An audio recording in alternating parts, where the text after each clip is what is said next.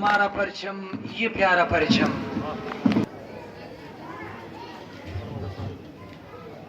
आप सब मेहमानों की भरपूर तालियों में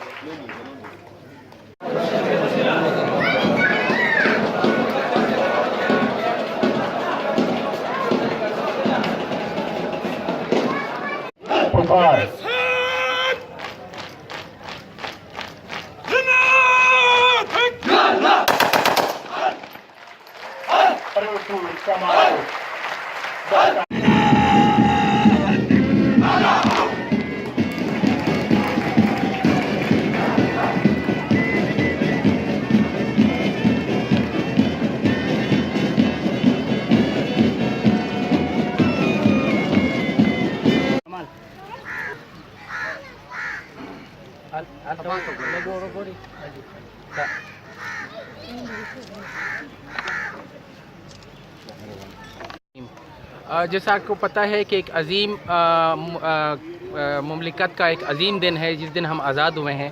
आज़ादी जो है बड़ी मेहनत से हमें मिली है, बड़ी कुर्बानियाँ दी हमारे आबा व अजदाद ने, लेकिन हम अभी इस आज़ादी को बरकरार रखने में हम अपनी पूरी कोशिश करेंगे। और हमारे नौजवानों ने एफसी, पुलिस, आर्मी और फ्रंटियर कोर सब ने कुर्बानियाँ दी हैं, अपनी जानों का नजराना पेश किया है और ये इंशाल्लाह करते रहेंगे जब तक कि हमारा मुल्क में कंप्लीट अमन अमान ना आ जाए। Thank you.